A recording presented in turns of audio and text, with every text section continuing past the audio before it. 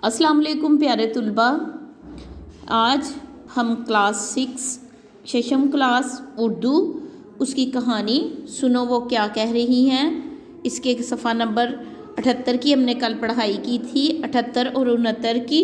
आज हम आगे से पढ़ाई शुरू करेंगे। बच्चों के इल्मे रियाजी सीखने पर बहुत ज़ोर दिया जाता है, मगर कुछ बच्चे रियाजी से नाला रहते हैं, यानी उनसे तंग रहते हैं। क्या रियाजी का सीखना बहुत अहमियत का हामिल है? यानी बुक्स किताबें आपस में एक दूसरे से सवाल कर रही हैं, तो वो पूछ रही हैं कि क्या जो है ना वो रियाजी की किताब से पूछ रही हैं कि क्या बच्चों को ये मुश्किल सब्जेक्ट लगता है, बच्चे इससे नाला नज़र आते हैं, तो क्या हमारे लिए या बच्चों के लिए रियाजी का इल्म सीखना बहुत ज़रूरी है? इस्लामियात की किताब ने पूछा। ये सुनकर रियाजी की किताब बोली, रोज़मर्रा ज़िंदगी में रियाजी की ज़रूरत और अहमियत से इनकार किसी तौर मुमकिन नहीं है। यानी रोज़मर्रा ज़िंदगी में हमें रियाजी की बहुत सी चीज़ें ऐसी हैं जो हमारी ज़िंदगी में काम आती हैं, इसलिए इसके बग़ैर जो है ना वो हिसाब किताब मुमकिन नहीं है, या इसकी अहमियत से इनकार मुमकिन नहीं है। छोटे मोटे लेन देन से लेकर मुल्की और गैर मुल्की तजारत तक तो रियाजी ही की मरहून मन्नत है। ठीक है, मरहून मिन्नत है कि छोटे छोटे कामों से लेकर लेन देन सौदा सुलफ वगैरह उसका हिसाब किताब इससे लेकर तो जो बड़े बड़े तजारती मुआहदे होते हैं उन तक ये सारा कुछ रियाजी ही की वजह से है। इल्म रियाजी की बदौलत ही कारामद नतीजा जल्द निकाला जा सकता है। मसलन तजारत के मामलात कैसे तय होंगे, ज़मीन की पैमाइश कैसे की जाएगी, किसी शख्स को विरासत में क्या मिलेगा, जायदाद में हिस्सेदारी कैसे की जाएगी, नहरों की खुदाई किस तरह से अंजाम दी जाएगी वगैरह। यानी ये सारे काम वो हैं जो हमारी रोज़मर्रा ज़िंदगी से मुतल्लिक हैं। तिजारत हो, ज़मीन की पैमाइश हो, वरासत हो, जायदाद हो, नहरों की खुदाई हो, इन सारे कामों में इसके अलावा भी बहुत सारे काम ऐसे हैं जिनमें इल्म रियाजी की ज़रूरत पड़ती है। दरहकीकत ये ऐसा इल्म है जिसकी ज़रूरत इंसान को हर कदम पर होती है। अगर किसी शख्स को गिनती नहीं आती तो ज़िंदगी के हर मोड़ पर वो दूसरों का दस्ते नगर रहना पड़ता है। इसलिए गिनना, हिसाब किताब, जमा तफरीक, तकसीम, ज़रब, ये सारी चीज़ें मेन हर बंदे को आनी चाहिए। मैंने तो सुना था कि इल्मे रियाजी तमाम साइंसी अलूम की बुनियाद है। असास कहते हैं बुनियाद को। क्या ये बात दुरुस्त है? कहानियों की किताब ने पूछा। यानी सारी किताबें मिलकर इल्मे रियाजी की किताब से सवालात कर रही हैं। चूँकि वो सारी किताबें पहले से लाइब्रेरी में मौजूद थी, नई किताब जो आई थी वो इल्म रियाजी की थी, इसलिए सारी जो किताबें हैं उससे सवाल कर रही हैं। आपने बिल्कुल ठीक सुना था। इल्म रियाजी ना सिर्फ रोज़मर्रा ज़िंदगी के मेयार को बढ़ाने में मददगार मुआवन है, बल्कि ये तमाम साइंसी अलूम की बुनियाद भी है। यानी इसी से साइंसी अलूम जो है ना उनकी भी बेसिक है। दरअसल रियाजी साइंस ही की एक शाख है।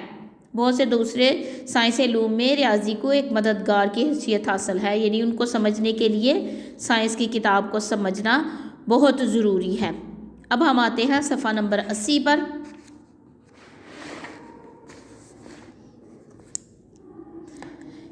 तबियात हो, फ़िज़िक्स, कीमिया हो, केमिस्ट्री, इल्म फ़ल्कियात हो यानी सितारों का इल्म, इल्म नबातात हो यानी पौधों का इल्म, हयातियात हो जानवरों के मुतल्लिक, और कंप्यूटर, गर्ज़ तमाम अलूम ने रियाजी ही की बदौलत तरक्की की मनाजिल तय की हैं। ये सारी जो किताबें हैं रियाजी की वजह से ही हैं, और इन्होंने तरक्की भी रियाजी की वजह से की है। दौर जदीद में साइंसी और गैर साइंसी अलूम में इसका इस्तेमाल नागुज़ीर हो चुका है, यानी बहुत ज़रूरी हो चुका है। इसके बग़ैर कोई भी इल्म, तबियात हो, कीमिया हो, फ़ल्कियात हो, नबातात हो, हयातियात हो, कंप्यूटर हो, कोई भी इल्म रियाजी के बग़ैर मुमकिन नहीं है।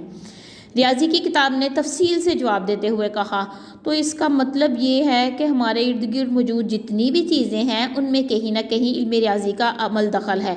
माशरती उलूम की किताब ने पूछा। यानी वो माशरती उलूम की किताब कहती है कि ये सारी जो हमारे इर्द गिर्द चीज़ें हैं उसमें कहीं ना कहीं इल्म रियाजी मौजूद है। तो रियाजी की किताब आगे से जवाब देती है, जी बिल्कुल। اور اب تو یہ علم اتنی وسعت اختیار کر گیا ہے کہ اسے مزید کئی شاخوں میں تقسیم کیا گیا ہے، جن میں ریاضی ہے، جیومیٹری ہے، الجبرا ہے، شماریات ہے اور کمپیوٹر سائنس وغیرہ شامل ہیں۔ تمام علوم میں ریاضی کے وسیع استعمال کی بدولت اسے تمام سائنسی علوم کی ملکہ بھی کہا جاتا ہے۔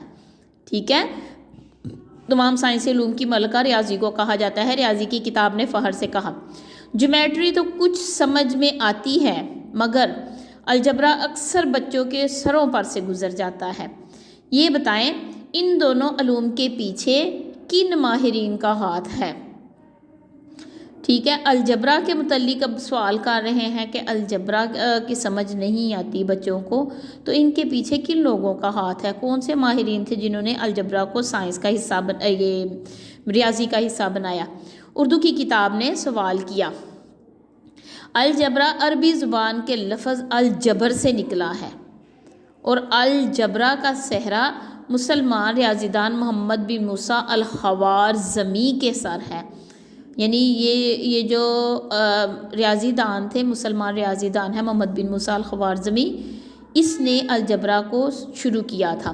انہوں نے الجبرا کے موضوع پر کتاب الجبر والمقابلہ لکھی۔ ٹھیک ہے، انہوں نے ایک کتاب لکھی تھی جو الجبرا سے متعلق تھی۔ الجبرا کے موضوع پر لکھی جانے والی یہ سب سے پہلی تصنیف ہے، یعنی اس سے پہلے کوئی کتاب ریاضی الجبرا پر نہیں لکھی گئی تھی۔ جو سب سے پہلی کتاب تھی الجبر والمقابلہ، یہ موسیٰ بن خوارزمی نے لکھی تھی، جس کا استعمال آج بھی حوالہ جات کے طور پر کیا جاتا ہے، یعنی اس کا حوالہ دیا جاتا ہے اور اس کو بنیاد سمجھا جاتا ہے الجبرا کی۔ اس میں بتایا گیا ہے کہ الجبرا مختلف نشانات اور علامتوں کا علم ہے، یعنی مختلف نشان ہوتے ہیں، مختلف علامتیں ہوتی ہیں، اس کے علم کو الجبرا کا علم کہا جاتا ہے۔ پیارے طلبہ، آپ نے صفحہ نمبر 69 اور صفحہ نمبر 79 اور 80، آپ نے صفحہ نمبر 79 اور 80 کی پڑھائی اچھی طرح کم از کم 2 دفعہ 3 دفعہ کرنی ہے۔ ٹھیک ہے۔